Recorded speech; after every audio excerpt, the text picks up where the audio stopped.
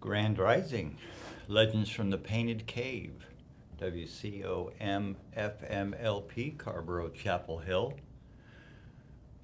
WCOMFM.org on your streaming device. And those call letters, of course, are you listening right now. Legends from the Painted Cave. I am your host, Michael Drum. And we are here. We have some special guests in the studio. Of course, our co-anchor, Ian, and Steady Wolf will be in the studio this morning. And we have a very special show with Steady Wolf, the backbone of our Healing Arts and Crafts Wellness Center in Carthage, North Carolina. He is building extraordinaire, making gardens all over the place, along with Zenzi, another lady who is prolifically building our place up as well.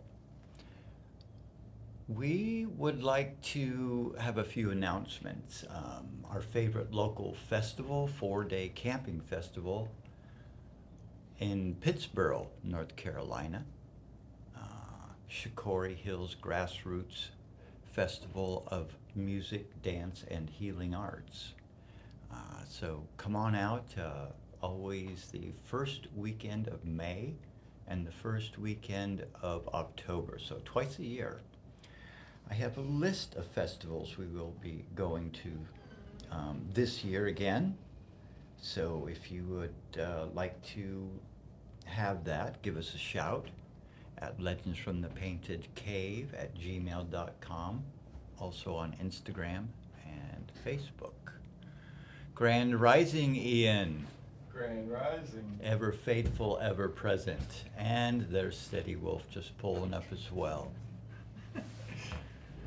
You've trained us too well at this point, because even when we're running late, we're just like, I'll be there on time. We're right on time. I don't even rush anymore. Oh. You did this. Oh, thank you. Well, that's a beautiful thing, to not feel rushed. To not worry. Yeah, and wherever we are, there we are, and whenever we get where we're going, we're always right on time. It's a relaxing thing, because you know how we are in the world. You know, it's like we gotta go, we gotta get here, we gotta get the money, I made commitments and responsibilities, and I'm freaking out, man. I'm freaking out. I'm freaking out, man. So Ian is always here, ever present, ever faithful at the studio. He has a gig up in northern Virginia that he goes to, that so he's not here sometimes, but almost always, and I really appreciate you, Ian, for always being at the drum sound baths and here in the studio. It's a real pleasure to have you. Another another Midwaydian. It's a pleasure to have you, ever faithful, ever present. I guess I was projecting there, wasn't I? I'm just a mirror. It's true. Mirrors watching mirrors. Medicine Drum Sound Bath. We started out as shamanic drum journeying, but then as the drum called certain folks to just kind of keep hanging around day after month after year, and other instruments, singing bowls, Tibetan bowls, had didgeridoo there for a while. Love you, Mike Didge, Hannah Nine, and rain sticks, rattles, other bells, flutes. Louis plays the flute. Hey, Louis. And love you, Seneca. Hey, Michelle. Who else? Mr. Wolf. Mr. Wolf.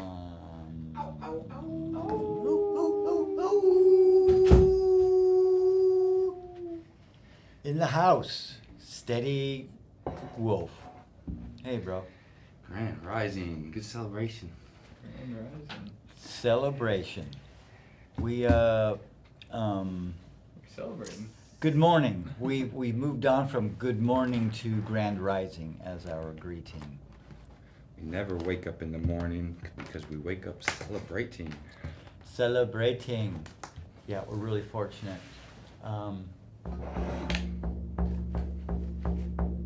We're gonna move in just a short sound bath here in a minute, so grab your journey blanket, your pillow, and get ready to push away from your workstations. And I believe I have the recorder on. Let's take a little look-see. Yeah. We on the air? And it looks like our lights are on. Looks like everything's good. We're in business. Look at that. Turn that off. Yeah, so let's do that right now. We'll get the sound bath out, and then we'll move right into our interview with Steady Wolf. Welcome. Long, deep breaths. Just gonna settle in to a restful state through our breathing, following your breath, moving in, around, and back out. Just follow your breath. Any distractions in your environment or thoughts, thinking thoughts, just come on back to the medicine drum beat or your breath.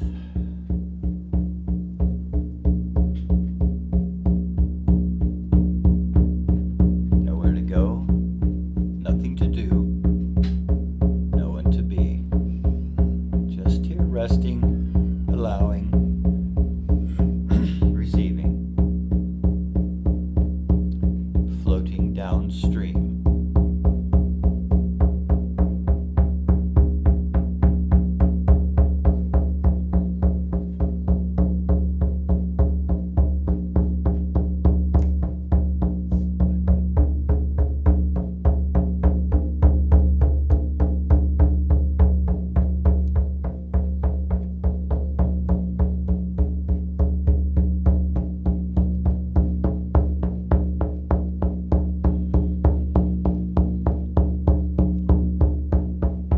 Imagine yourself floating downstream, feeling the water on your body, breathing the air surrounding, the trees and sky and clouds above, sun shining warmly.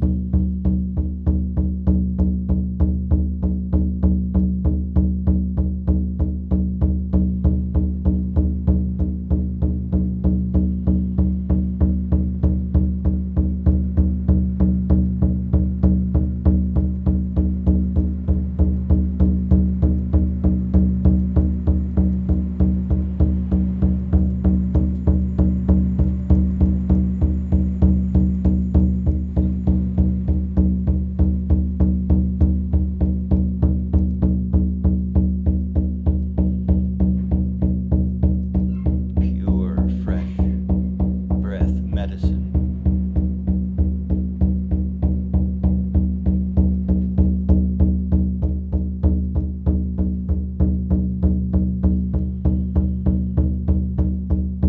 Thank you.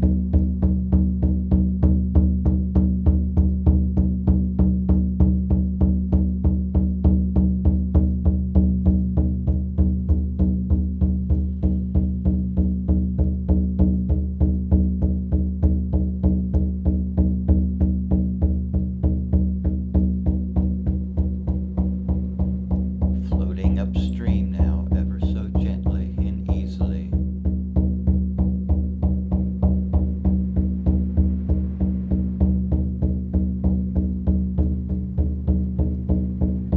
Following the river upstream as we follow our breath.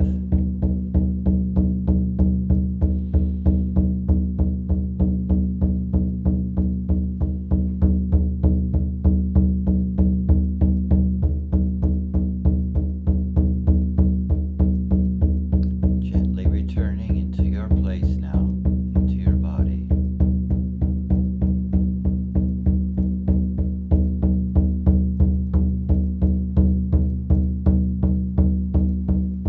Long breaths.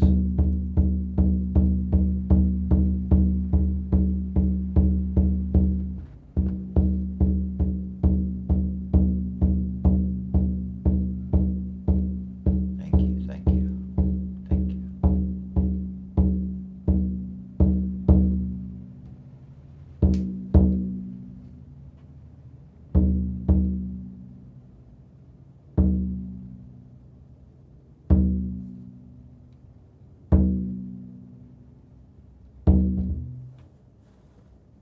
Thank you.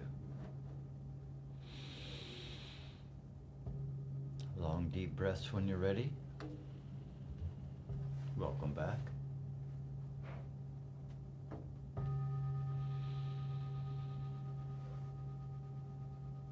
Medicine Drum Sound Bath. So we are available to bring our healing medicine drum experience to your gatherings, your festivals, ceremonies, weddings, birth, graduations, sending off your loved ones, passing over from this life to the next. We are available. Give us a shout. Medicine Drum Sound Bath at gmail.com or on Instagram and Facebook. Legends from the Painted Cave at gmail.com as well.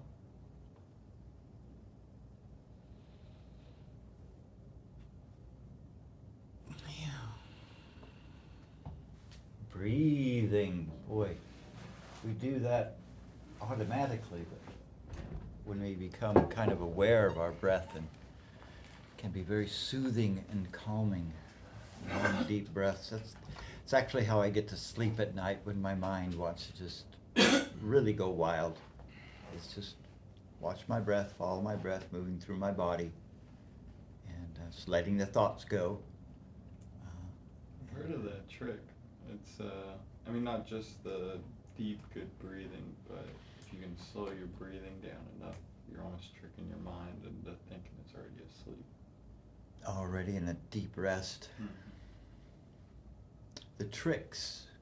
Yeah, I like to breathe all the way in, like as full as you can fill your lungs, just to the top, like you feel like it's in your head, all the way in. You know, your body stretches and everything. Mm. Hold it there about 4 seconds, and then a long, slow release. And when you find, like, pushing the air out at the end, and I find, like, once I start breathing back, 'cause I have to do a really slow breath back in, and when it gets up near your heart, it gets a little panicky, and like getting past that point without, you know, taking that gasp is it's a little tricky sometimes. But when you can start getting into that flow and do that for about 4 or 5 times, that really settles me down when I'm laying down. Mm. Particularly if my mind's still going, you know, whether agitated or not, just in general. It's really awesome practice. It's similar to like, um, what do they call it? Block breathing or square? Is it block breathing? So Four, breathe in yeah. for 4 seconds, hold it for 4 seconds, release for 4 seconds, and hold it for 4 seconds out. Mhm. That's something that I think it's the Navy SEALs. Someone introduced that to them, and it's something they use Mm. for their practice, particularly because of like learning how to hold their breath to be able to, you know, they're SEALs, so they have to be in the water a lot of times. They have to know how to hold their breath for long periods of time, and also in stressful situations, it's a way to, if you're feeling panicky, anything like that, if you have panic attacks and stuff like that, it's supposed to be really helpful to calm your nervous system down. Take a breath or two. The box breathing. Yeah, the box breathing. Mm. Yeah, it resets your nervous system.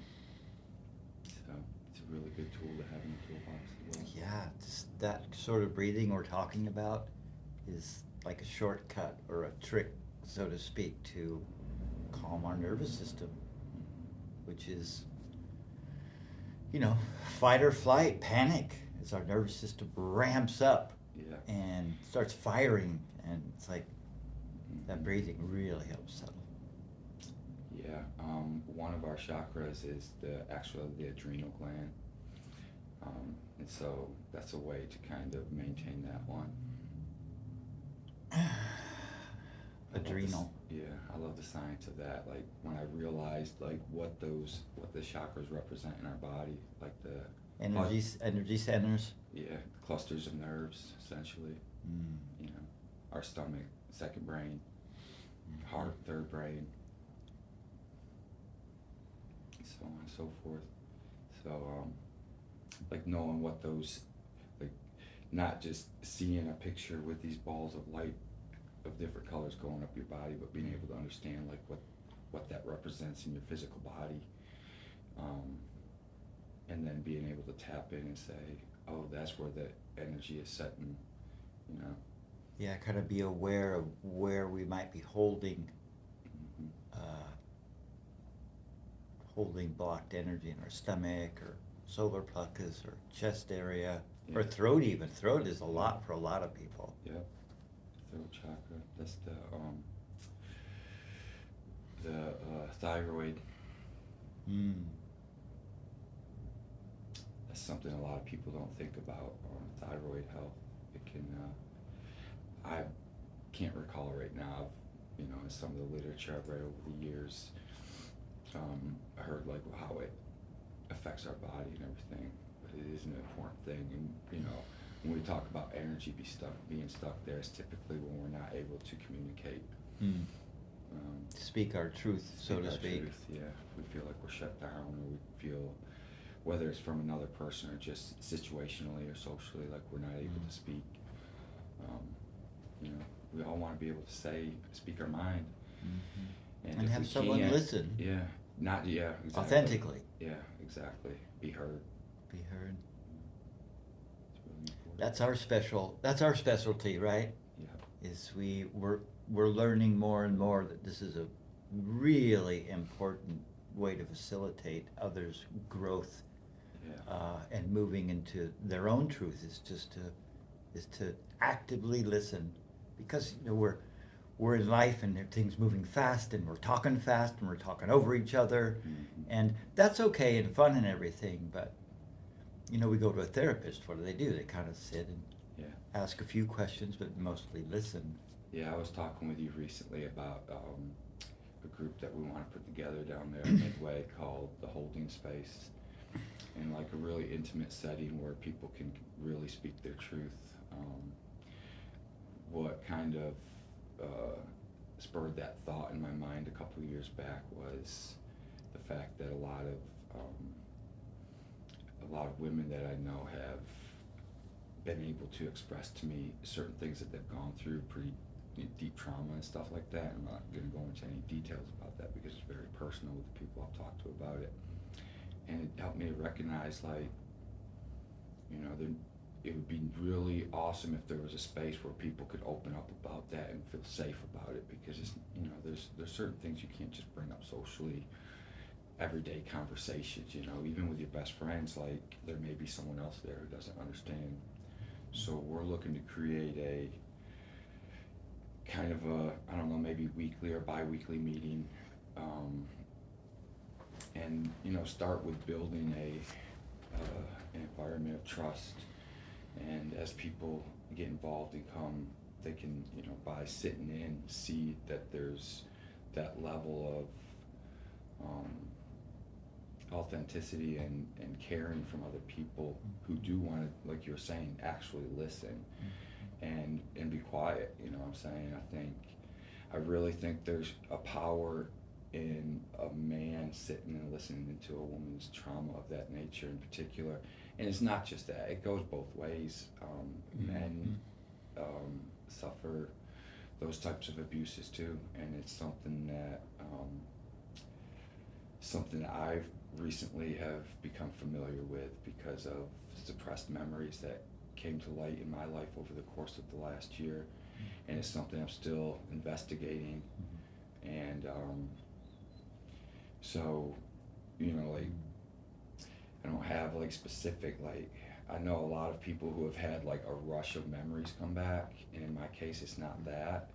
It's more of a memory I've had my whole life, and then some more information came to light about it, and just left me in I guess, a bit of confusion, you know. And it's not confusion that's eating at me, it's confusion I'm talked to a couple people about and I'm willing to investigate and everything.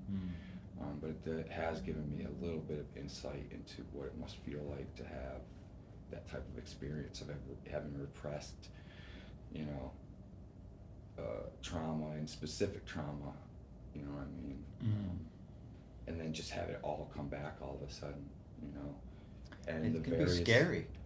Yeah, Frightening. I've been in relationships with people when that came back, and it's just like they didn't know.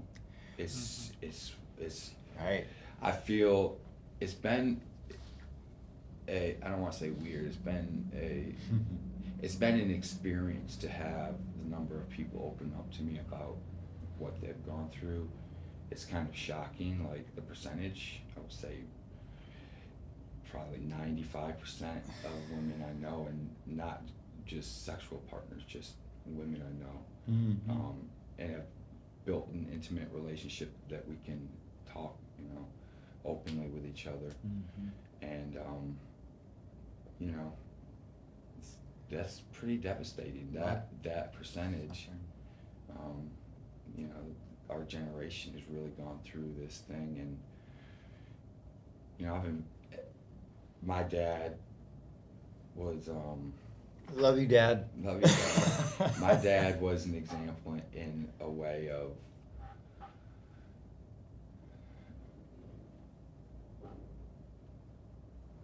I guess looking back to see what a struggle that must have been to have, I guess, been on the other side of that, and then For him. and then Raising know, kids and a family and Yeah. working and all of those things, like seeing someone on the other side of that go through it, it's, I don't know. You try to build an empathy for everyone involved and to recognize, like, within me is contained the ability to do what anyone else on this planet has done. Right. You know what I'm saying? And it's really a humbling experience if you allow it to be. walk in someone else's shoes. Something like that is an old saying. Yeah. At least try to put yourself in their perspective, right or wrong, you know what I'm saying? Right. Like, That's scary stuff. yeah, it's scary, And and it's like like I Body, said, the body feels that fright mhm. of something that I've resisted. I'm not going to be like that. I don't want to be like that. But then to say, well, let me try that on a little bit, so There's a- maybe I can get their understanding what And made not- them tick. And not just that, like, you know, they say there's a reason that they say, like, facing our dark side and learning to integrate it rather than just suppressing it, you know what I'm saying? Jordan Peterson talks about, like, that monster that's within us, and rather than just, like, burying it way deep down, like, acknowledging and realizing, like, and there's potential use for that at times in our life, but not very often. But if we're not aware, if we're not willing to admit, like, yeah, but for the grace of I God, can there be, go yeah. I, you know, like on an honest level. Something that helped me face that side of myself over the last few years has been listening to like some of the dark side Star Wars books and stuff like that. Oh yeah. Some of the old Republic books, like the prehistory of the movies and everything like that. Mm. And initially when I put those books on, it was because I was just I wanted to take my mind off things at that period in my life. I think it was in 2020, you know, it was after the pandemic hit and George Floyd was murdered and all of that stuff. And just like, I felt that monster bubbling up in me, and I wanted to do something about it and go get the bad guys and everything. Go get the bad guys. Yeah, I just, you know, and however, it's like the thought patterns weren't. It's like I don't want. No, I've been down that road. You know, I don't want Anger. that anger, that hate, that, you know, Right. it doesn't lead to good places. Been there and don't want to go back. You know, and so I was like, I'll just put something on that'll distract your mind, you know. And so I put these books on, and then you just start seeing yourself in these different characters, you know. And you see some of them that go from the light side to the dark, and some that go from the dark to the light side, and some that just kind of land in the middle and see the truth of I'm all of this, you know.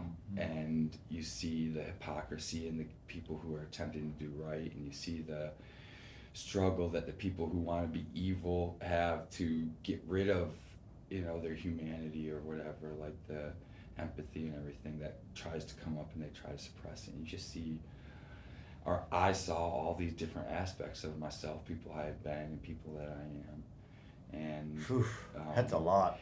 I was listening to that song yesterday. I can't think of the name of the song, but it's I'm a million different people from one day to the next.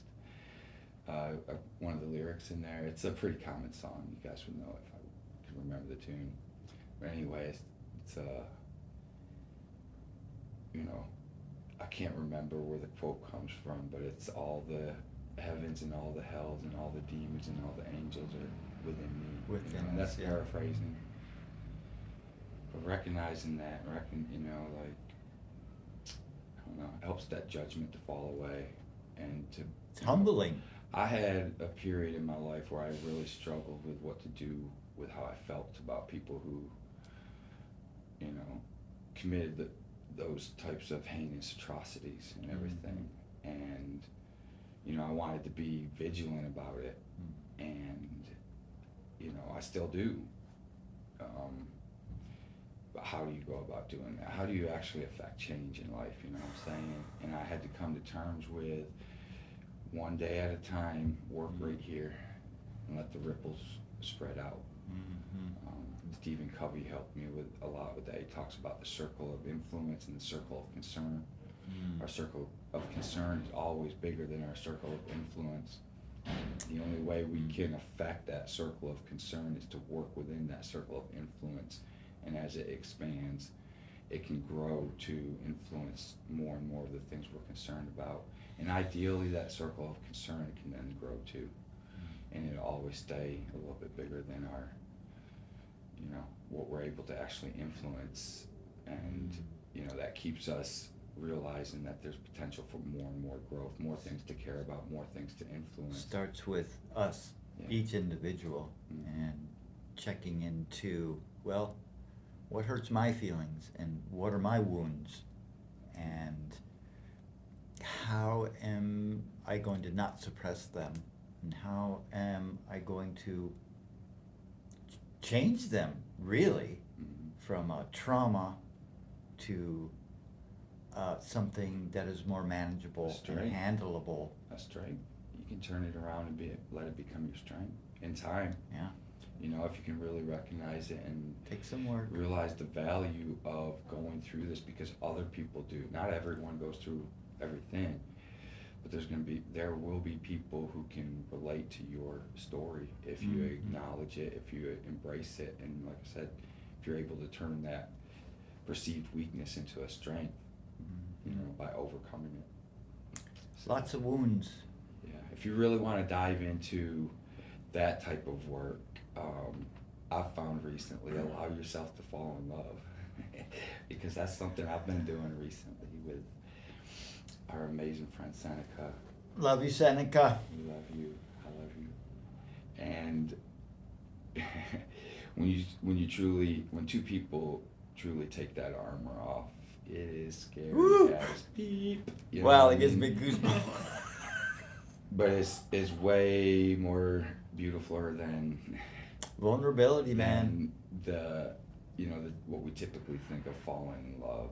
You know, like It's more rising in love yeah. and Yeah. mature, Mhm. you know. It's been interesting this go around. I have some of the literature I've read, particularly Esther Perel, Yeah, and Esther Perel, talking about relationship. explaining like the honeymoon phase and all of that stuff, and how it's like this 2-year period, and then and I don't know if it was her or if I heard it somewhere else, but and they were talking about how, like, if you put our brain under a Microscope. no, what's the machines they The Oh. MRI. an EEG. EEG. I believe it was an EEG. It may have been an MRI. Anyway, if you do a brain scan of someone who's fallen in love, I believe they say it's hard to distinguish it from someone who's going mad, someone who's like Losing their losing mind. their mind. Yeah. And Whoa. I was talking with Seneca about that, and like, but really pondering that and being like understanding, like, there's this phase going on right now, this honeymoon thing, and I guess after learning about it in the past, it was hard for me when I would get into a relationship to open up to that, to actually open up to falling in love, because I had somehow correlated it with, oh, that's like, you're not really saying at that point, and I want to get to the core of a relationship. I want to get to the meat, not the googly gaga stuff. I want that too, but I want it to be genuine. And this time, knowing that I'd kind of been doing that, like, unintentionally, I found myself doing it a couple times in some relationships that didn't go anywhere. They were short relationships I needed to go through to recognize more of what I do want by going through what I didn't want. And There's a nugget right there. yeah, and so this time, it's just been so natural to open up and say, no, I want to go all the way, all the way to being childish, to being serious and taking the armor off. And it's so much more going on than any other experience I've had relationship wise. And to have a sturdy woman like Seneca show up for me and give me permission to take my armor off the way she has is an amazing experience, and it's scary and Scary. it's fun, Adventurous. and it's a bit more tumultuous than either of us kind of predicted in the front or in the beginning. However, we recognize the value and what's actually going on here, of actually opening all the way up. And of course it's gonna sting when your armor's off and they touch you, you know what I mean? And a button gets pushed or whatever, and there's this desire to cover back up, redon that armor. And the other person goes, what just happened? Yeah. I mean, it was just fine like 2 seconds ago, Yeah. and now this vibe's happening. I don't understand. Yeah. But staying open, say, okay, this hurts. Let me investigate why and tell you, so you know me, Yeah. And wow, what an experience I'm going through right now. So you're like 40 something, 42. so you've kind of been through a lot of life, Yeah. and I could say on an average, sort of generally, that this is about the time where people can start having enough experience life experience and relationship experience to say, I need to start doing something different, because my life has just been really suffering and hard, and I need to start doing something different. I need to start opening up and not being so closed and protected and guarded. But that's like running out into the middle of the street in traffic. You know, there's the cars coming, you know, emotions coming every way, just banging us all around. And It goes against everything. Midlife we're crisis. taught To be, yeah. what's You- that? I mean, it goes against everything that our mind like wants us to be. Like, any animal isn't supposed to be vulnerable. Yeah, safe and protected is the opposite of Uh-huh. that. Yeah. Mhm. It's Survival. counterintuitive. That's what Yeah. humanity has been seeking out this whole time, is safety and security. With freedom. And then you realize, well, freedom doesn't always come with safety and security. So what do you want? War! What do you really want? So I'm on my way over here. It's like, what am I gonna say? How's the conversation gonna go? Should I steer it? Should I make suggestions? You know, it's all that pre-game stuff. You know, and we jumped right into relationship. Wasn't where I thought we were going. I mean, I knew that would come up, obviously.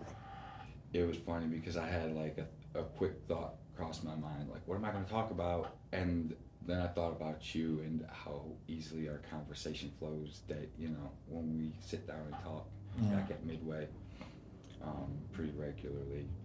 And that was just comforting to me to think that I can come in here and I don't need to worry about saying anything. Just show up and have a talk with Michael like you do at Midway. Because we always drop and pick up nuggets with each other, you know. And our speaking of relationships, I feel that our relationship It's a great ship, man.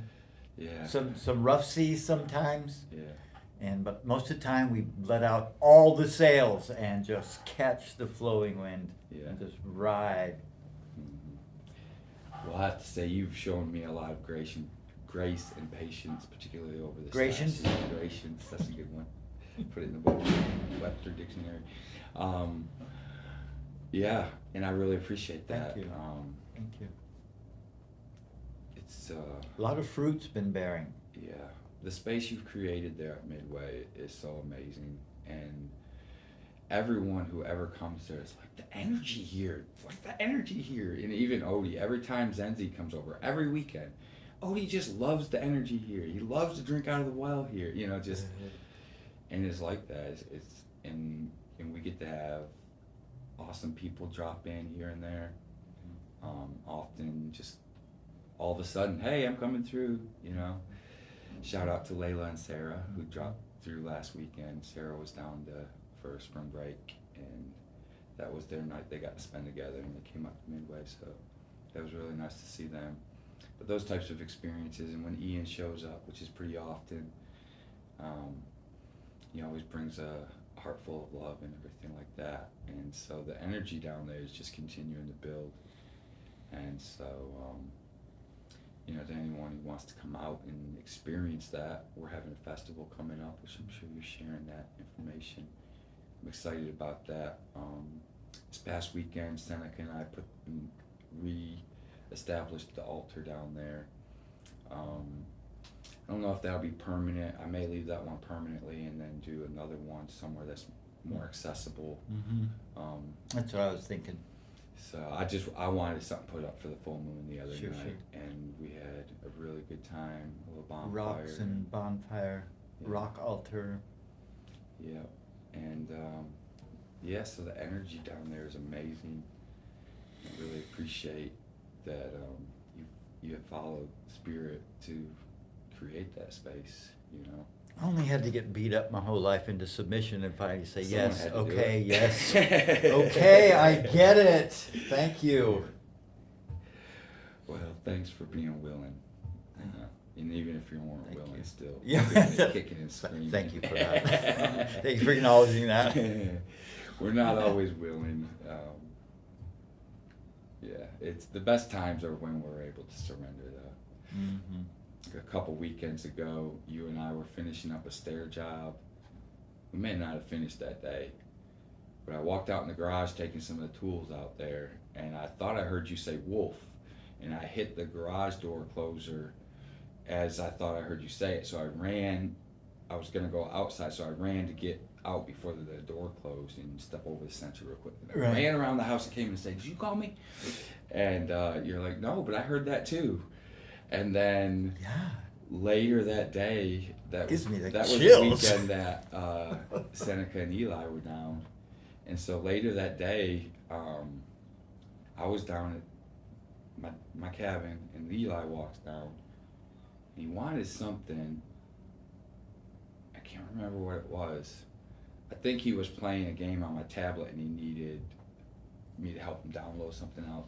He came down to my cabin. He's like, he mentioned whatever it was that he needed help with. And he's like, "Oh, someone called you." It's like, okay. So the Wi-Fi works better down at the Community center, community yeah. center. So I was walking back with him, and we get down there, and I think I asked you, and I asked Seneca, and no one had called I me. remember. And it was just funny that within that day, all three of us had heard someone call Wolf, Yeah. and it wasn't the little boy calling Wolf, Uh-huh. but and so when I found out that it wasn't you or Seneca, I just looked up. I was like, "Here are my lords," Yeah. you know. But it's that sentiment that you've come to embrace, Okay. and so I really want to acknowledge you for being that person, not just there at the festivals. I mean, had you not been at Leaf a few years ago and met Seneca, I can't say we wouldn't have, but for me, the fact that you were involved in that way, it's beautiful, and it's also like another indicator, that this is right. Like, of course I would meet her through Of course. you. Yeah. Yes, so Leaf Festival in Black Mountain, twice a year, May and October. And she heard the drum, came over to the drum tent, and didn't leave all weekend. Every once in a while, someone will just stay all day into the night. Next morning, there they are, because they just need that medicine, apparently. And she said, it was last second, a friend said, "Hey, you want to go?" And I said, "Oh, I can't go." And circumstances happened, and she happened to go to the festival. Completely random, unexpected, as well as the medicine drum. And It calls who it calls. yeah, for whom the drum calls. Yeah, so yeah, the medicine drum is same with my life, just kind of happened to me. Not something I searched out either. And, Same here. I was trying to get out of that county, and you were like, "Well, drop through before you go." Oh, is that right? Yeah. Oh, I think you told me. Yeah. Yeah, that was pretty cool. Yeah. And then you drummed for me a couple times, and we're like, "Well, if you're gonna go, set up a little camp somewhere so you have a home base or something, somewhere you feel you can come back and crash." So I set up a little camp, a little bigger camp, Kept going a little more. And now we're getting ready to do a bunch of farming down there, or gardening down there this year. Zenzi's put a bunch of stuff in. I built this greenhouse and got a lot of things started. We got cayenne pepper seeds coming up from the seeds from last year's cayenne peppers. That's exciting. I made some bread yesterday. Wait till you taste this bread. So I'm looking forward to using our own herbs and stuff in it. I made some roasted garlic and rosemary bread. It's really delicious. So we do, right, so April 11th through the 13th will be our first Midway Fest. We'll have another one in August and then November. Yeah. So it'll be the opening of festival season ceremonies. Yeah, Yeah, we'll be celebrating some birthdays, and of course Earth Day is right after that, so we'll be honoring the land and all of that stuff as the spring season comes in, which we're all excited about. And Shikori coming up, I'm stoked Yeah. about that. Oh, it's so fun. Oh my gosh. I invited Olena and Andrew. She brings the cacao ceremony Yeah. to our Midway Fest in April. And all of our magic folk have so many. It's a magical weekend. Yeah. Yeah. Alcohol free, by the way. And kids friendly. Kid Family friendly. friendly. We're gonna be Recrafted Art is gonna be setting up a Mhm. booth where we'll have several different projects for kids to come do. We'll be doing a birdhouse build, and we'll be doing some miniature terrariums and that type of stuff. Little plants you put Little in a plant- glass. Yeah, we got some little Mhm. glass jars with lids, and we'll have some clay and some sand and some fertilizer and all that type of stuff to put in there, and you can build a little whatever you want in there, a little waterfall looking scene or garden looking, forest looking scene, stuff like that. That's a Steady Wolf. He's a master crafter of so many crafts. Yeah. So I established Recrafted Art. It'll be 2 years ago on April 20th this year.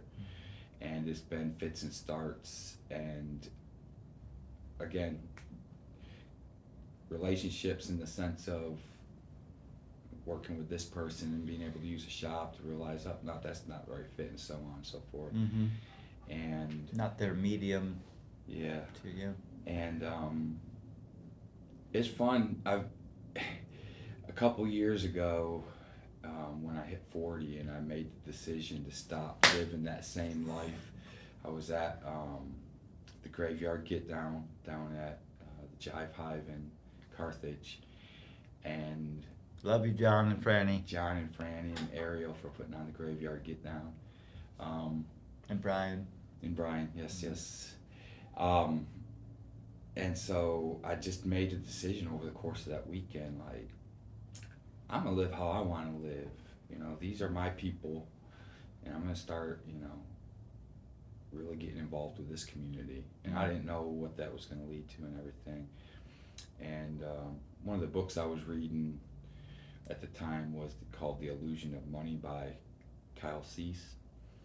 And he's a comedian and an actor, and he became an author, and he's got an organization that helps people, like, I guess, get over money, maybe.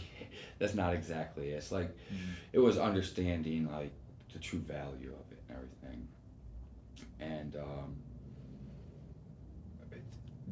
I just knew, reading that book leading up to that point, like, I'm gonna have to go live in the dirt and work back up from there, Oh. And it wasn't something I ever verbalized to anyone. And even with Recrafted Art over the last couple of years, I felt pretty kind of secure in where I was living when I started it. And then I kicked myself out, in a sense. And I was, it was a process of blaming everyone Starting else. anew. Yeah, it was literally, and it's funny because in the book he has one of the chapters, he talks about this exercises of visualizing, like really sitting for a long period of time and letting that time over as you practice this meditation. He wanted you to really get into, like, if you had nothing, like if you lost everything. And the exercise was to, if you could imagine not having anything, what do you have? Oh. You know what I'm saying? And you start, it's basically like, if you didn't have a thing in the world, what blessings could you count? I can breathe. I can say, I got legs and I can walk, I got hands and I can do things, Right. And you start to realize, like, My health. my health, I could do so much with this. You know what I mean? Like, I could do all kinds of things. And he says in the book, like, I'm not suggesting you go get rid of everything, And when he said, and I read that book at least a dozen times, and every time I read that, I just had this thought, well, you're going to, though. You're going to have to. Like, it's not for everyone to go get rid of everything, but you're going to have to. And speaking of John and Franny, when just before I came to stay at Midway, I was kind of crashing there in between places. At John and Fanny? At John and Frank. I was camping out back and Out stuff, back. and I was working on some recrafted art stuff, and you know, there's a lot of chaos going on, and I ended up taking a bicycle ride from there over to Boone. And it was a really life-changing experience, and then when I came back, that's when I landed with you. Okay. And when I got back, I decided to sell my truck, and I wanted to buy a new bicycle. And when I came to your place, I was gonna ride around on my bicycle and go, just be free, you know, Yeah. and not have. I wanted to experience not having. Like, we're supposed to have a vehicle. We're supposed, you know what I'm saying? And I Supposed to mean, have they're this really much convenient. money. Don't We're get me wrong. supposed to, Yeah. yeah. You're supposed, like, to fit into society, you have to have your ducks in a row, so to say. And one of your ducks is having a vehicle. And John was a little concerned for me, so he's like, man, like, if you, like, that's kind of a lifeline. You can always go get a job, you know, or whatever if you have a Right. vehicle. Yeah. And that just, it's like, it probably looks really crazy from the outside, and I get that, but I'm gonna sell my truck and not have anything.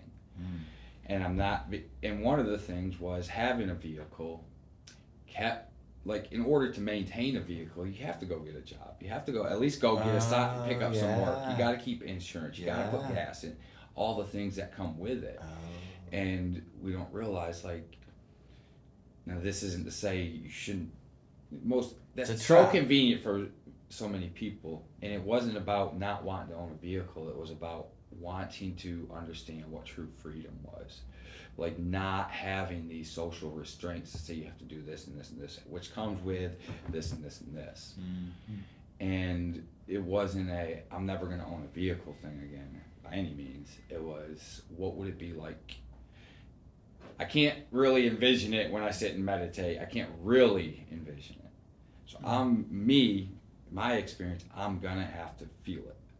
So what does it feel like? What does it feel like to have zero money and get on a bicycle, and which is what I did. Again, this past September, I wanted, you know, it was in a very different headspace, but still very much, could I get on my bicycle with $0 and ride to Boone?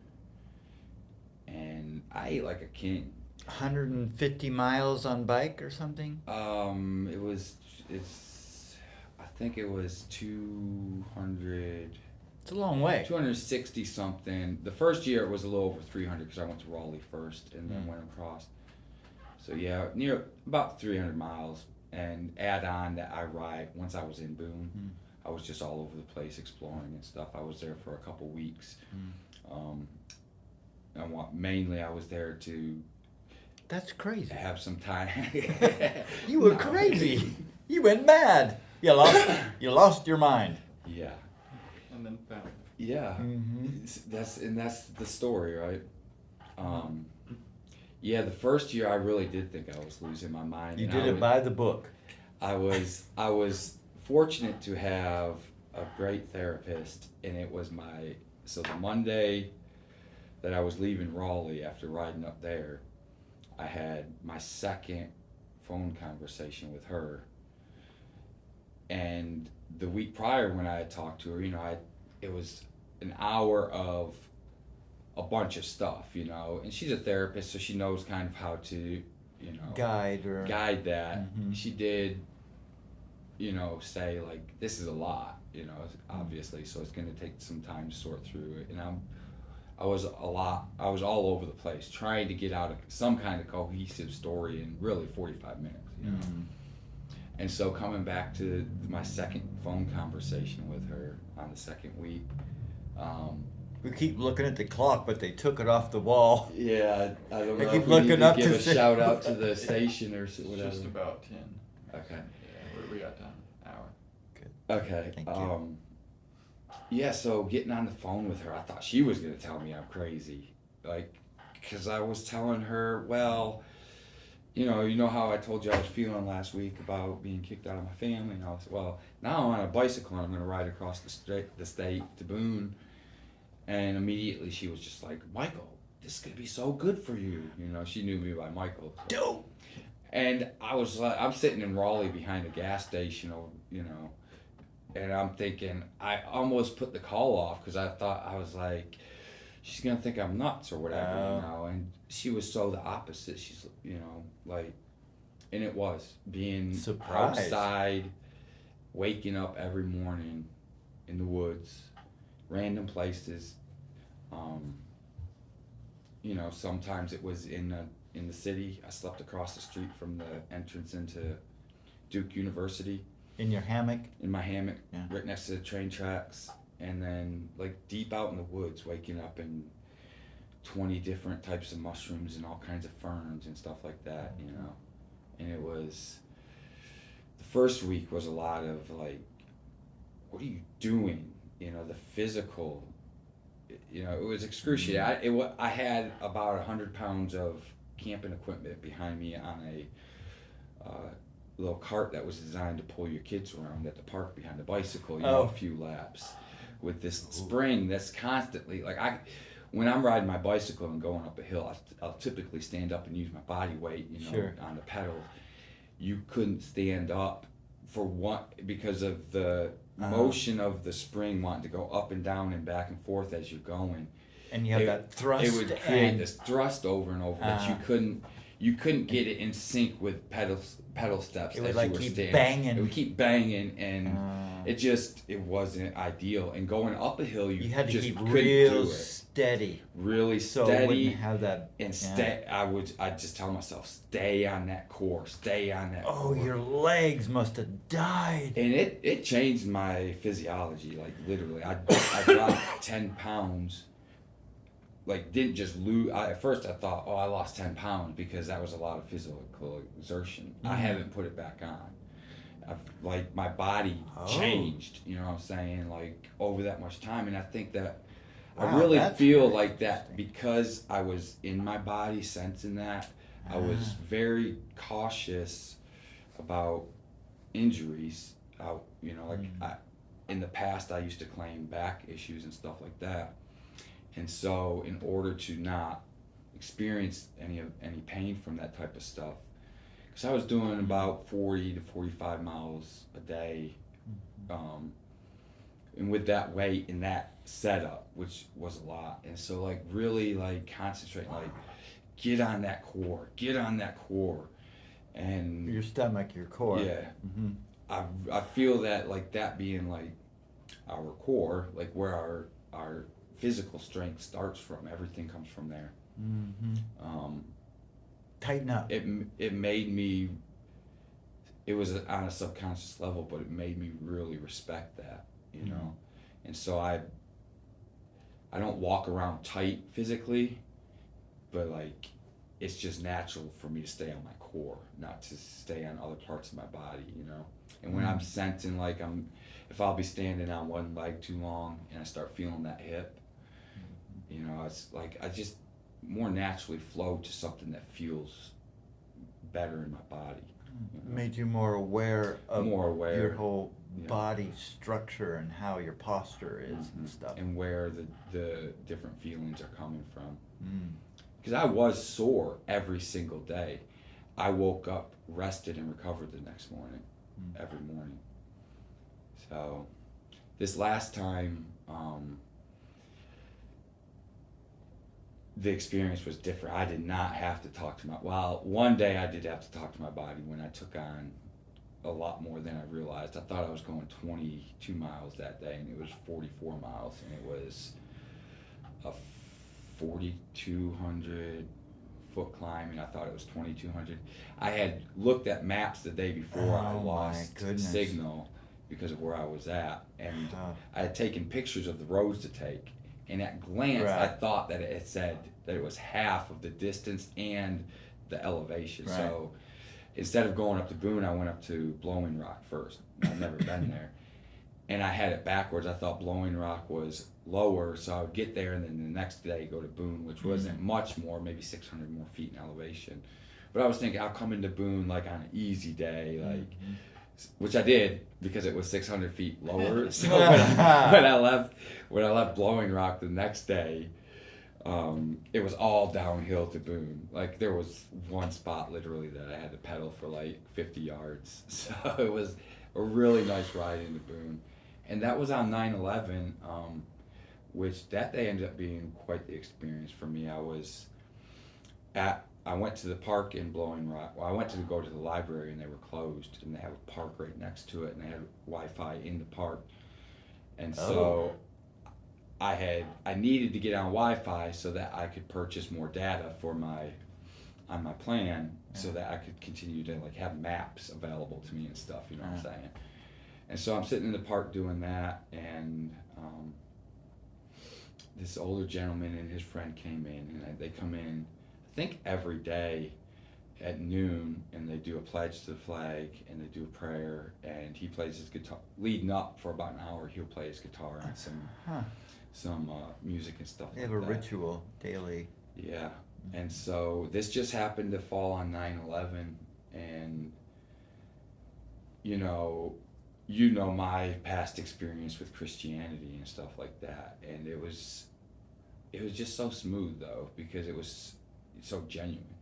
Because You know what I'm saying? they were so They were genuine so from the genuine, heart. Yeah, Mm. and that's something that I really respect. All the about- nationalism Yeah. and all of that was, Yeah, exactly. It was just, they're being super authentic. so his friend, and I can't remember his friend's name, but he was in the Navy. He was a vet who was in the Navy, and so he asked him if he would say a prayer before the pledge and everything, and he talked back. He brought up, do you remember the day after 9/11 when it happened? And he's like, here we are 20 years later, and like, look at us, man. We're so divided. Mm. We're so, no matter what your belief system is and all, all these different things, and just this speech about the desire for unity and stuff like that. And for me, it was very heartwarming because it's I'm like almost crying already. yeah, even though there's this thing kind of in the periphery, that we have to watch for, as far as people using religion of any sort to manipulate, get a group to cohere around, and then manipulate that group to do things that they don't even really want to do. They're caught up in it, and it's happened over and over in human history. And so we have that in the periphery, but we don't live lives of fear based on that. So to see something like this it's almost like kind of a reprieve from that fear that does want to creep in, and say, you know what, there is hope. Separation. And that's what we hold on to, and it's another opportunity to say, let me not judge people based on an identity. Let me judge them based on their character, on who they are, and how authentic they are about, even if it does concern their belief, it's coming from a genuine place of caring about other people. So it helped me break down some walls. Beautiful. That day. A random in the park experience. Yeah, I hadn't even clicked that it was 9/11, and it made me again realize how grateful I am to live here in this country. Say what you will about it. We have freedoms that we don't understand that we have because we haven't lived other places. Right. And when you grow up in that type of society, it's very, very easy to take for granted what you have because you don't have something to contrast it against. For me, the experiences I've had over the last few years of getting rid of everything, this last September, choosing when I went on my bicycle ride, can I eat out of dumpsters and survive? And I ate like a king. Fresh vegetables, almost every food line I went behind. You know what I'm saying? God bless America. Yeah. I mean, that's true wealth if they're just throwing away good food. Yeah. Yeah. But And that we don't realize, that we yeah. take for granted. We take it for granted, and I'm not here to preach about True that. wealth. It's, that's something that, like I said, circle of influence. That's in my circle of concern. They say we throw away about 40% of our food in America. and there's people starving all around. That's in my circle of concern. Trust me, it is. Yeah. So, what can you affect about that? So, what's within your circle of influence about that? Well, what food am I wasting? You know, what am I doing to produce my own food so that we're not, hurting, like, the large scale farming and everything is not sustainable. It's degrading the value of the soil, things like that. Environment, the way we the farm, air. the inhumanity of the way we farm, just all these things. So what can I do about that? Start producing your own food, and that's what we're doing at Midway. Little by little. Yesterday, Seneca and I baked a bunch of bread. I accidentally put too much yeast in. I was going for a triple batch, and I'm making 4 times, and so kneading the dough was just like, I was sweating it out. We made so much bread. Oh my God. What were you thinking? Well, I was thinking that I didn't want to measure the yeast out, and so I could make, if I used 2 packets, it would be the right amount of yeast for 3 batches. Oh, okay. Otherwise, I would have to measure it out and have some yeast left, and I was Right. like, well, I'll just do the triple batch. And then when I went to put the yeast in the water, I cut all 3 of them open, thinking that I needed all 3, because I'm thinking triple batch, not remembering I needed 2 not and a half 2. teaspoons. And so I start pouring it, and before I poured it all in, I realized, I was like, oh no! And I stopped, and so I measured out what was left, and it was about a quarter teaspoon shy of 4 batches. So I'm like, well, I'm doing 4 batches then, because I'm not, like, I had poured most of the yeast in, and I didn't have more, and I'm making this bread today. And it worked out. It made a bunch It's a of lot, because you have to knead the bread, yeah. right? Yeah, Mix for it about, up. Yeah, about 15 minutes. And that much, it was like, oh my goodness, going and going. But Seneca, take over. It came out really good. She was in the background with moral support. We had some really good warm bread right out of the oven with butter. We could hardly get on there because the knife was so hot from cutting the bread. And some of the soup that I made the night before. And I bought a baking tray that's 8 individual small little loaves of bread. So I got these cute little loaves of bread, and I made so much that I made some in some bigger pans and stuff like that. So I have various size loaves of bread. And I'm excited about sharing some of that with you. Thank you. Yeah, Midway. Ian's been to Midway. Mm-hmm. Wolf had you built a round rock wall and put a pan for a fire pan. Yeah. There was a little hole in it, and a couple of the girls would individually crawl underneath. Yeah, it was cave-like. Yeah, it was like cave-like. Apollo was the first one to do it. Apollo was the first It's like, one. what does it feel like to be under there? So he crawls under. It About was, lost it was his pretty pants. tight to crawl in there. Yeah. So there was a piece of galvanized metal that was between the oak slab that we had as the altar and the actual fire pit. And it was there to close the gap, essentially. And it was just about a 3 foot long piece of, I don't know, 18 or 16 gauge galvanized, and it was bent to an L, is 3.5 by 1.5 inches or something like that. And so the bent piece was facing down, and when he crawled under, it got caught on his sweatpants, about pulled his pants coming out, when he was coming out. But the girls asked him when he was under there, like, what's that feel like? He's like, it feels like being in a womb. And so, I think it was Layla's birthday. 19th? On her 19th, Might have been 18th. 19th birthday 19th last birthday. year, Oh, yeah. that's right. She, we had. You were there, right? Yeah, I was there for the birth. That was Yeah. quite an experience. I want to hear you tell that experience. I've shared it a couple times. I want to hear it from your No, perspective. you continue sharing it. You already got. I'll lead up to it. I'd like to hear some of what you experienced, though, about that. So I had asked Layla ahead of time if I could set up the temple for her to celebrate her birthday, and we wanted to do it right at midnight. And so I don't think I had told anyone else, really. So everyone was down at the big fire pit down behind the outdoor kitchen, and celebrating, playing bagel, and everyone was there, music and all the stuff. We had a big group out there that weekend, and I was down at the temple. I lit a bunch of candles and got it set up, and I look at my clock and it's like 7 minutes to midnight. I'm like, oh no! So I had the truck down there and I back it down like real fast and right up to the bonfire pit where everyone else was. I said, everyone grab a drum and get in the truck. It's 7 minutes to midnight. So everyone jumps on with a drum, and the whole way down they're beating the drums and drive down. And, and we all come in. Was that with the fire?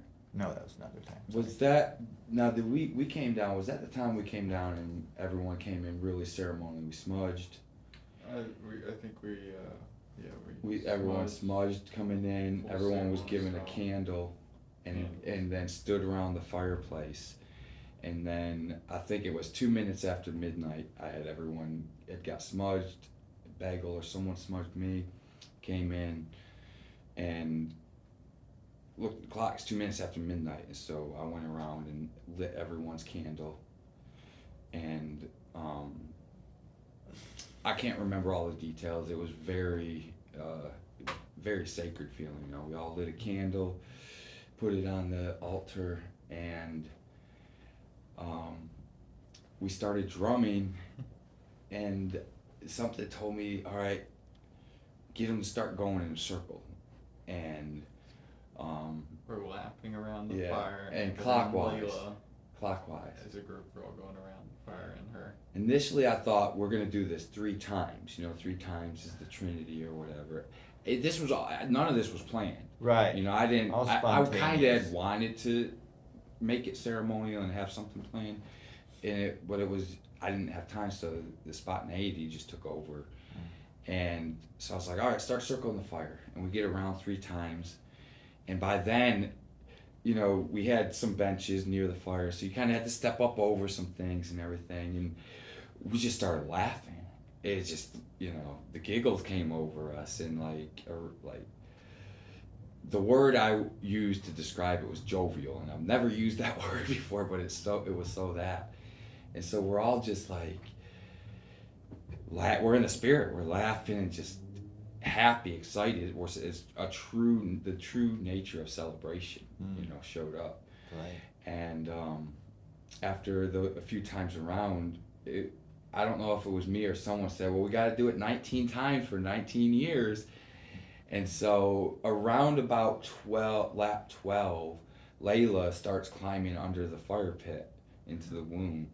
And no one told her to. She just decided of course Layla's going to do her thing. So she climbs up under the fire pit, and a couple more times around, and I'm like, all right, Layla, we're at 13. What were you doing when you were 13? And so as fast as we were getting around, she would come up with, okay, I was doing this, and then we're back around again. Okay, what were you doing? 14, 15, 16, all right up to 19. And we get around, and we all stop, and by this point she's laying up underneath there, and 3 other female friends were there, Sarah, Matt, June? and June. yeah, and June. So, yeah. And I said, all right, it's time for the midwives to birth Layla. I don't know what made me say it, I just said it.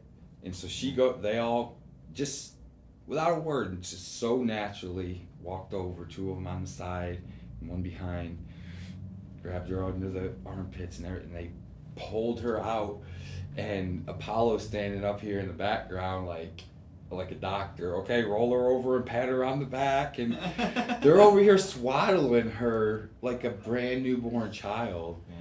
And Layla literally experienced her birth, her real birth. Like she experienced feelings and like she emotions. remembered her birth, her actual physical birth when she was born. And some of them are over here crying. and then and like crying to the point like it was so ecstatic that we had to calm someone down because they were crying, thinking that something sad had happened because they were crying, and we had to remind them like, you're crying because this is a joyous occasion. And then they start crying out of more joy. It was, yeah, like I don't know that I've ever experienced something that was a true religious experience. Caught up in the my- spirit, yeah. And it was so spontaneous, and it was all about a celebration, and it was in a way like a rebirth, for her. And it helped us to realize that it's something that, like, those types of things are some of the ceremonies that we want to incorporate. Right. And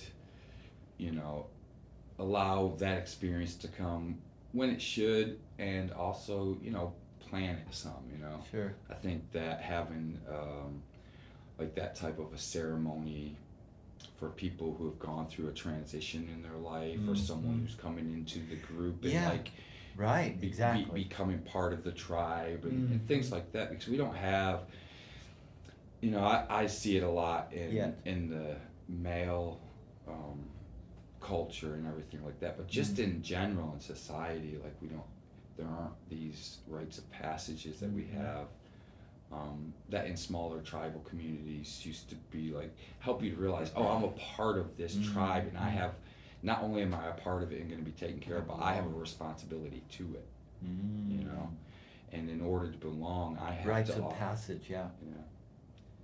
So that was an amazing experience. So Yeah, well, what were you seeing when all that was going on? Yeah. That same thing. No, you covered it well. It was a magical little gift that you spurred on us. You say there's no planning, but you're plotting it without knowing it. Well, we plan our whole lives, right? For these Yeah. moments, we don't know it. When they happen, you realize, oh, I'll it's do all this. it's been leading to this. Mm. Not just this, but for this to happen, it wasn't. There were some. A lot of spontaneous plans, Yeah. if that makes any sense at all. No, it's like the radio show, coming in thinking, what am I gonna talk about? And it's like, I'm late. you don't have to worry about it. Like, it's just gonna roll and it'll go where it goes. Mhm. No, you covered that well. I was talking with Seneca a little bit, and says, we have the medicine drum has called us. Look at us, we're a couple of years together, doing these ceremonies and drumming and show, radio show, and going to festivals together and showing up continually, like a lot over the last year and a half, 2 years. And we're getting to be a very cohesive, in touch with each other, psychically and emotionally, and healing wounds together, old wounds, and becoming a new and refreshed individuals together. We're getting to be a very tight core band of very unique individuals coming together as a belonging, and big things are going to happen with us for who the drum calls. The drum has called us all together, the medicine drum. And There's something really special about. just magical stuff like the birthing, just spontaneous erupt. And when we get together, this is like the whole 3-day festival. There's just constantly some spontaneous revelation going on, and then there's, and then we align on each other's energies, and it just doesn't go away when we leave either. It's like a permanent realignment of the frequencies of our connectedness together. It's really amazing that we are in right now, and have been in, and will continue to be in, because we got some big momentum. Pretty cool. Yeah, when we get together, have the opportunity Magical. to get together. Magic folk. And drum. This last time down at Alchemy, I had so much fun. That was so fun. It was such a fun time. I felt like everyone was just in this kind of giddy mood. And Alchemy Wellness Center in Sanford. Give them a shout. yeah, check them out. They got some cool things going on there, and they're allowing us to come drum once a month. And yeah, the cohesiveness you're talking about, and Ian, you bring so much of that, man. Like your energy is, it's so calming and Accepting. If you see it in me, it's in you. see that right Takes there. one to know one. Yeah, it takes one to know one. Yeah, and And. true, and True, if you didn't and. show up, you wouldn't be a mirror. So, and it's not just showing up; it's that we're all unique in our own way, and we bring something different. And it's hard for me to put words to what it is that you bring, because it's so calming and so subtle, yet so constant. Constant. Thank you. Ever present, ever faithful. The mirror for mirrors.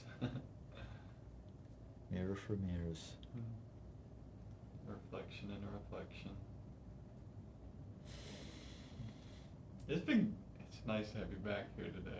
I haven't even wanted to say anything really. I'm just like, keep going. Like, please. Well, yeah, Steady Wolf, when I was gone in last spring, Mhm. he was in Bagel and Ian were coming in the studio because it's every week show. I was gone for 8 weeks. And they came in, worked the switchboard, and carried on the good work. Mhm. And we're still here. Almost 2.5 years. That's over 100 shows. Hmm. That's strange to think that, isn't it? Like 115, 20 shows we've done like every week. It's like, what? Pretty cool. It's just a thing, you know. It's the same thing, just different. One step at a time, it adds up. Yeah. Yep. I think our audience has probably doubled in that time too. It's probably gone up to 10, yeah. Posterity. The Legends from the Painted Cave archives, Yeah. It'll come into style like right? the way that Like a Vincent culture Van Gogh. a culture does like Mhm. 20 or 30 years later. Mhm. Like Becomes the main- 80s are back around, mainstream, you yeah. know. That was 30. They weren't ready. Yeah. Yeah, we're just Wow. practicing They now were- for syndication Yeah. worldwide. This little Working cult out the Midway. kinks. Yeah, it's cult Midway Legends from the Painted Cave. Mhm. Yeah. Yeah, I mentioned Stephen Covey, and he talked about in the book 7 Habits of Highly Effective People. He talked about that circle of influence and that circle of concern. And another thing that he talked about in there, and I was talking with Seneca about this yesterday, in regards like to the nature of our relationship and what we're going through, and we were kind of in a jokey mode about like, you know, like the roughness of like the blast off, and Stephen Covey talked about how for a rocket to leave the propulsion that you need from the rocket to break away from gravity is so extreme, it takes up the majority of your fuel just to break through, away from that gravity. And then once you get into space, then you just need a small amounts of fuel and this thruster or that thruster to correct course. And we were just acknowledging and saying, Wow, you know that's really what? interesting. I see yeah. where he's going with Yeah, that. that's pretty cool. I said, and we were saying it like, okay, you've been building a rocket ship all these years, and I have, and we got crazy and just combined our rocket ships and said, let's launch these things. And we're mid-launch, and we're working out the kinks from these two different things. And we're breaking out of that gravity. The only option at this point is to bail, because we're already mid-launch. You can't. It's not a vehicle you can stop. Once you launch a rocket, you can't be like. I mean, Elon Musk can reset them now. I'm saying, like, if you think your typical NASA rocket from back in the day trying to break gravity, it's like, what if the USSR and the United States took their components and put it together and tried to launch this rocket. You know, you got two options: bail or just go with it. And we were just, it was a very sweet moment because we were like, all right, well, we're gonna go with it because we're not bailing, and recognizing that once you break that gravity and you actually lay out the things fully exposed, you know, not to say that there won't be things, but if you could really do that part in the beginning and fully expose yourself, once you break that gravity, yeah, you're gonna have to adjust course from time to time. But I it's think an there's awareness, really yeah. a value in, if we're gonna do this, let's really open up. Let's really. That's a great metaphor. Mhm. Yeah. Because the gravity is like all of our history. Mhm. The doubt, the question. Mhm. I immediately took it a different route almost with anything. Like the hardest step is the Oh, first yeah. step, Yeah. and In it life, often yeah. is that way. It's like it's a real struggle to get it started, and then it's like ease and flow. Like after that, but you gotta get it off the ground. Yeah, and that's the context that Stephen Covey was talking about. It like if you're trying to break a habit, or if you're, you know, whatever the situation may be, just doing anything in life. If you want to Anything. start a company, if you want to Have an any idea. new adventure, if you For want that to matter. go you know, you got to break the gravity of whatever it is. And that's Something gonna holding be- us back. Mhm. Got a quantum leap. Gravity.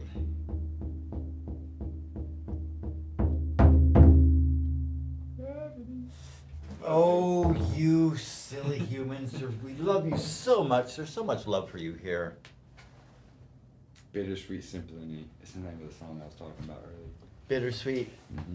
'Cause it's a bittersweet symphony, this life. That's the one where I was saying the lyrics are, 'cause I'm a million different people from one day to the next. I can't change. Play it. We were walking down the driveway yesterday, and another part of the lyrics are, "This is the only road I've ever been down." And we were walking down the driveway at Midway. "This is the only road I've ever been down." And then I think she chimed in, "'Cause I'm a million." Bring that up on YouTube. Oh, she's so sweet. Let's She hear said that. she'll be my backup singer. No one's ever offered to do that Aw. with me before. Just like anytime, babe. She'll be the woo woo Yeah. woo woo. Hmm. Sympathy for the Devil. I always wondered if Mick Jagger wrote that song. I don't know that I know that one. Alright, you know the song. It's Whitesnake. It's funny, a lot of the songs from that era, like still today, I'm finding out some of the lyrics. Oh, yeah? Oh man. Isn't that funny? I'm so Now it makes sense. I'm so into the song, I don't want to interrupt my vibe, so I just kind of make up my own words when I don't know the actual. Well, we didn't in words the of the 90s. You didn't song. have Google, so you can like just what are the lyrics? Yeah, You know, you just interpreted the song itself for what you had. You know. yeah. And it was perfectly fine. Yeah. Isn't it Whitesnake? For which song? That one?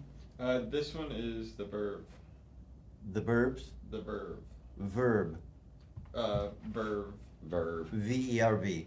E. Okay. Yeah. Yeah. Got the organ. It's very dramatic. Yeah. Well, what else we got, you know? Yeah. You can drop into the drama or drop out of the drama. Yeah. Yeah, Louis the traveling monk. He got an apartment over the winter, you know, good plan, and he's moving out and his, going to be like- staying at Midway as his base and traveling out to the outer limits and beyond. Resident monk at Midway.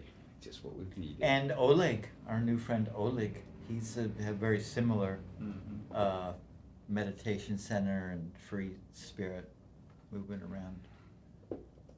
Look forward to have him around more often too through the year. But yeah, come All on the out little to kitty cats and ah, Whisper. Had to put Whisper the dog. I had to put Hopi in a cage for last night. Oh. She was the night before. She was messing with all the other cats out there. Oh. She because Seneca and Eli were staying down at the cabin with me. Mhm. She felt like she needed to protect them. I think so. She was hanging out outside my cabin.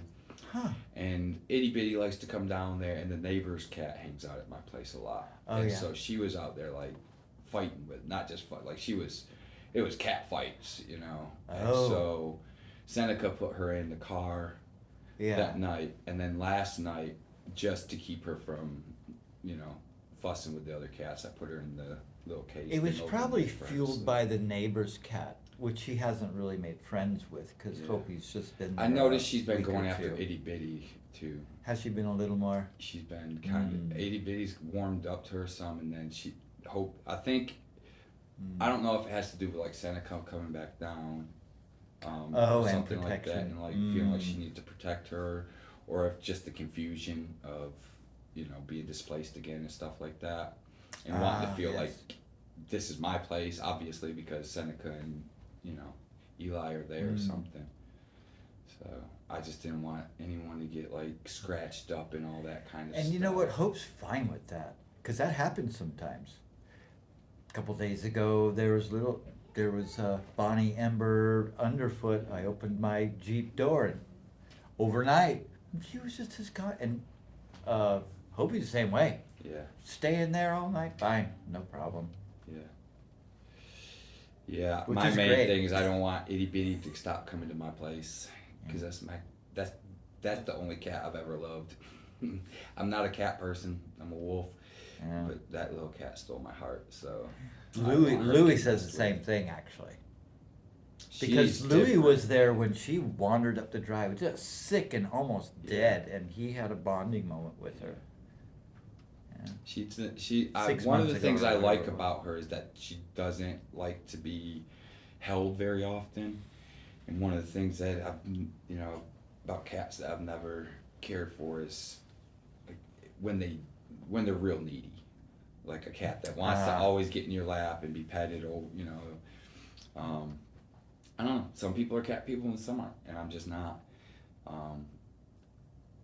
So with Bonnie, that's something. One of the reasons I can connect with her. Like, I love to pick her up for about 2 minutes, and then she's ready to get put down. I'm like, cool, I'm ready to put you down. You know. And then every once in a while, she will come jump in your lap, and it's, you know, nice, sweet moment. So Our, there are cat people who love that, and that's why they're cat people, and they take care of the kitty cats. our four-legged healer spirit animal Whisper friends. was in the Oh my God, what bathtub. a critter she is. It was Oh! storming yesterday, so Seneca went down there to get a few of her things, and when she went in the bathroom, she hears. She's like, "What in the world?" So she pushed the shower curtain back, and there's Whisper in the bathtub with her tail hitting the bathtub. And so she's sitting there. I guess Seneca said she's sitting there looking like, "Can you help me out? I got stuck in here." She's got these big eyes that look at you like. And so when I went Yeah. down there last night, it was thundering, you know, it was storming a little She bit. was So looking for a place I to think she was scared. you know. Hide, yeah. And so I go down there last night to get the little case thing that was in the bathroom there for Hopi to stay in overnight. Oh, right. And flip on the light, and there's Whisper in the bathtub just looking at me. I was like, you got back in, huh?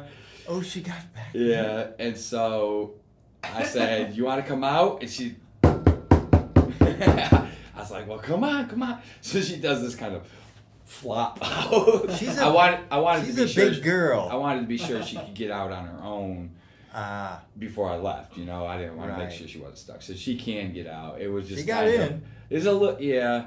It's a little awkward coming Yeah. out, but she made it. Yeah. And it's just happy as she could be. She's a kind of a bulldog, big chested, Yeah. big bellied, and So legs aren't really. So it was an effort for her to get in. yeah, she came and laid down next to where I put Hopi out there, and I asked her to take care of Hopi overnight and look out for her because she probably wasn't gonna be very happy about being caged up. Yeah, It's just the situation. So yeah. So she slept near hers, so far as I could tell, all night last night. Because when I came back this morning, she was still there. I'm sure Hopi was like, Smells like a dog all Uh-huh. night, man. What's up? But she's a good kitty. I think she just feels very displaced right now. You know, Yeah. Seneca was taking care of her for as long as she could. And she couldn't have plants in the house because Hopi likes to eat plants. Oh, that's apparently. right. And so she had to lock all of her plants in one room, and you know she keeps people up at night meowing and stuff like that. And Her and stuff. Eli got pretty close. Yeah, Eli was the first week after he left. He was pretty sad a few nights, so I sent some videos up for him and stuff. Oh, nice. I think he's more at peace with it now. Mhm. So, yeah, Our four-legged healer friends. yeah. She's having fun out there though. I guess probably having them come back and forth is probably good for her, but and confusing. Mm-hmm. You know, she tried to jump. Are we going home? Yeah, she tried to jump in the car last night when Seneca was pulling out. So, Are we going home? No, this is your new home. yeah. Huh? What? Yeah. I know she's happy to be outside again. Yeah. Yeah, Yeah, she's she's outside missing all the time, yeah. She always has been. She likes to tromp through the woods and stuff like that. Mhm. She goes with walks with us, me and Underfoot and Yeah. Whisper. Yep, she's I feel like for the most part she's integrated pretty well, Mhm. you know. So Integrate. she has quite the personality, you know, Meow, so meow, meow, meow, meow. Meow. I put her, so that's Bagel's kitty. Yeah. It's about 5 years old. Bagels had her 4 or 5 years. She's little. And he would always put Hopi on his shoulders. Yeah. So a couple days ago, I put her on my shoulders. It's, I don't know, a treat for her or something. Yeah. I've She walked rides her- really good. I've walked her around a Yeah, little walk bit like around, that. yeah. Yeah. So much. So little. And beyond. Mm. So Ian, when do you take off? On the first. On the 1st of April. Mm-hmm. That's foolish. Take off to where? This is news to me. Where are you taking off to? I'll be up in Virginia, pet sitting, getting some money together for festival season. Okay. Yeah, that stay ends on the 16th, but I'll just head north a little bit and meet y'all at Lucid Dreams 4-day music in fest. Maryland. Yeah. Jonathan, Lucid John I. Dream Fest, and many other venues of healing arts and dance stuff they do up there in Maryland. Great community up there. One Zen. Is that Ari?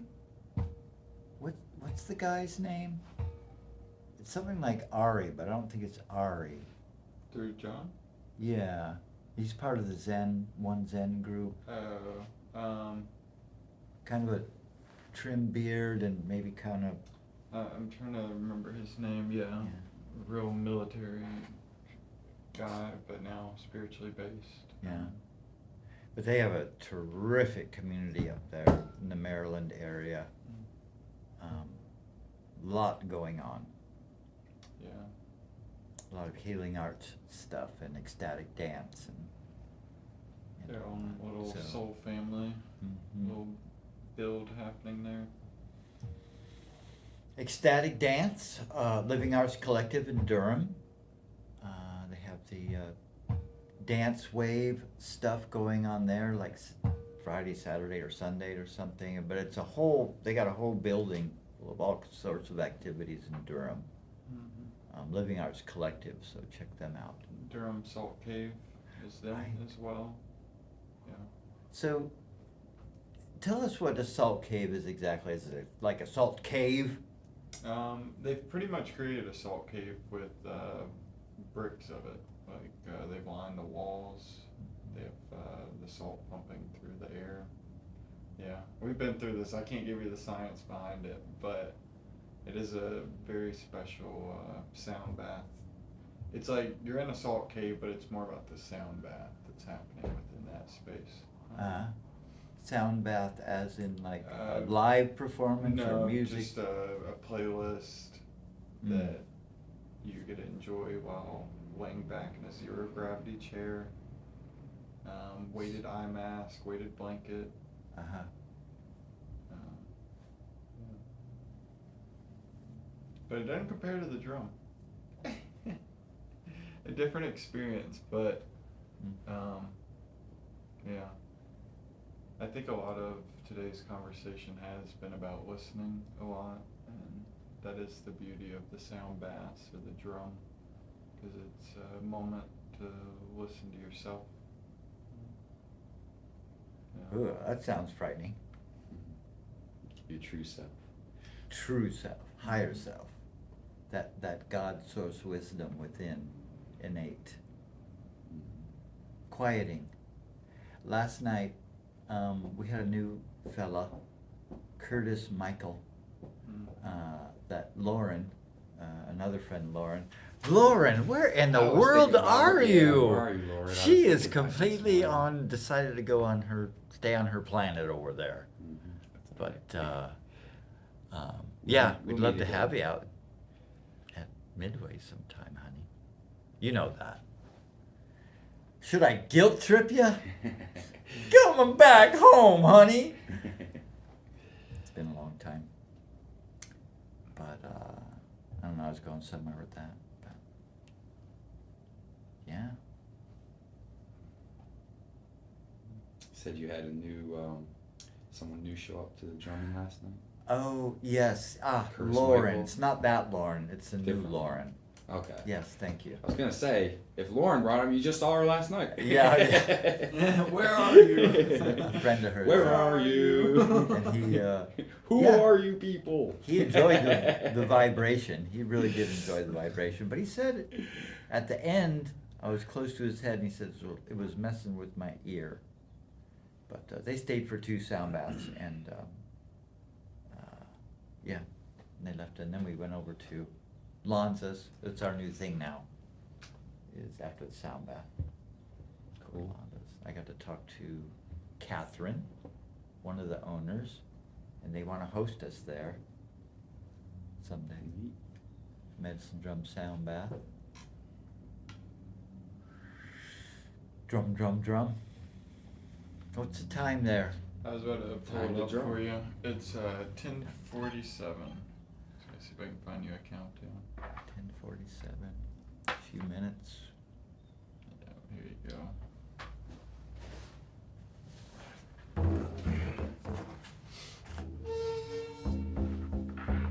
I thought there was a flute. Who Can be. brought a flute? I can play the mic like that if you want the squeaks going.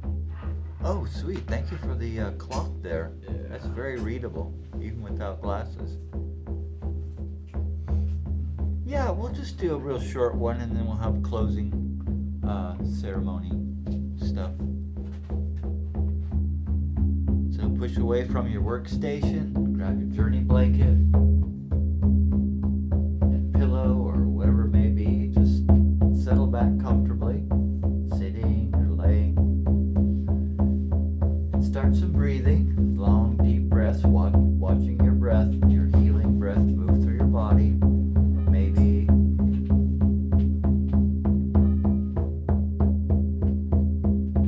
Maybe touching your breath, moving that energy to maybe sore spots that you might notice as you're visualizing your breath moving through.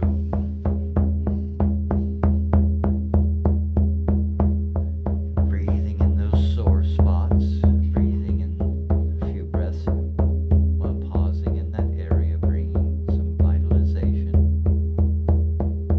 some healing breath to that area.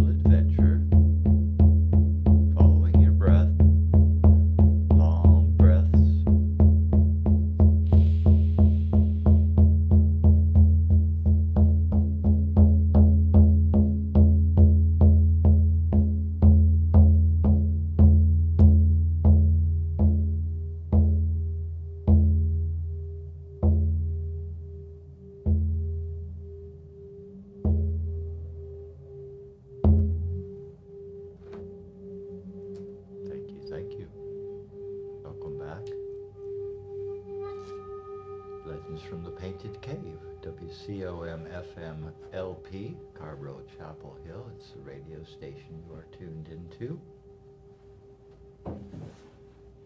Our call-in number, 919-246-9639 for future reference. Maybe give us a call in next week and say, hey, love to hear from you. Shikori Hills Grassroots Festival of Healing Arts, Music and Dance.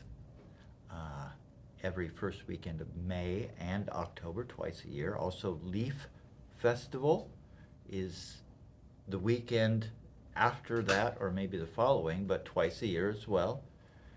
Up there near Asheville. It's also a 4-day camping fest. And Festival of Legends, the last weekend of April. That would be the weekend before Shikori Hills. That's a sort of renaissance, fairies and dragons and magical dress-up. Medicine Drum Sound Bath will be there. That's a daytime sort of event, Saturday and Sunday. And so many more. The Medicine Drum is going to hit the road once again, 2025. Coming to a town near you.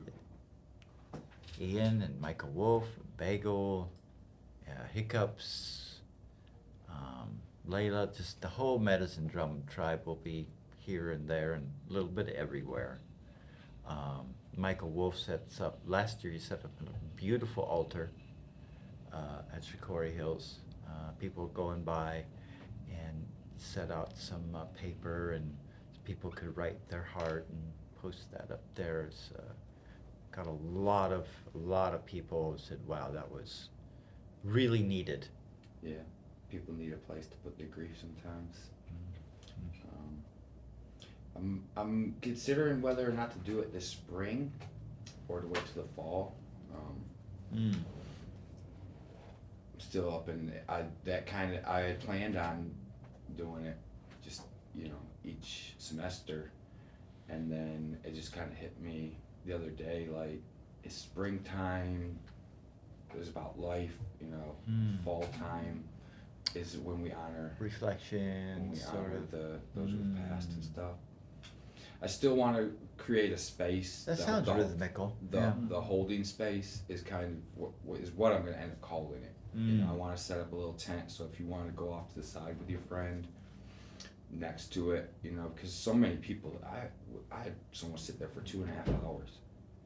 Just chilling. Just grieving. Because it was set up as an altar to honor lost loved ones. I see. So you could write a note, to someone who's passed, or you could light a candle, or do both.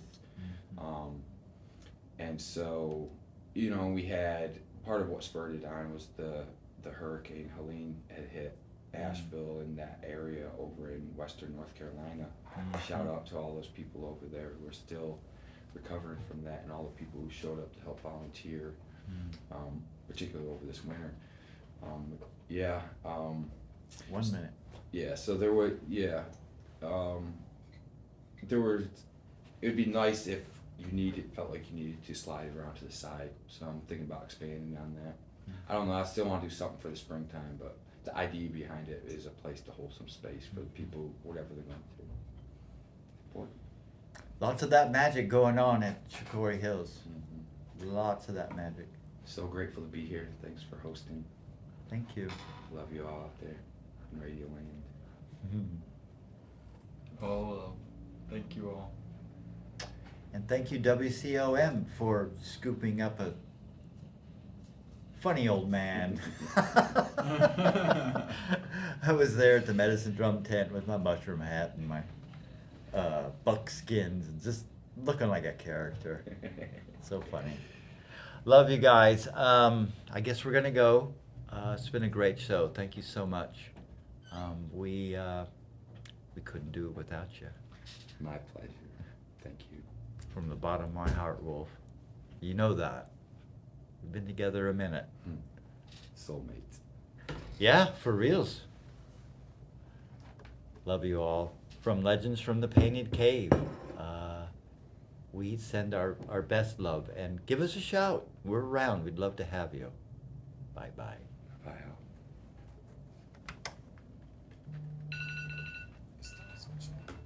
Thank you, thank you. Awesome. That was fun. Goes by in a minute. Yeah, it does.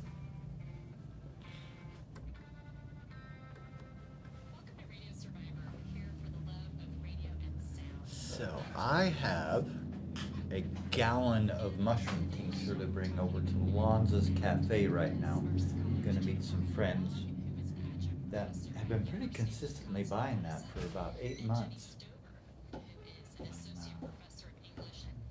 fact, I should look. Oh, thank you, Hiccups. Love you. Love you, Hiccups. Bless it. Bless it.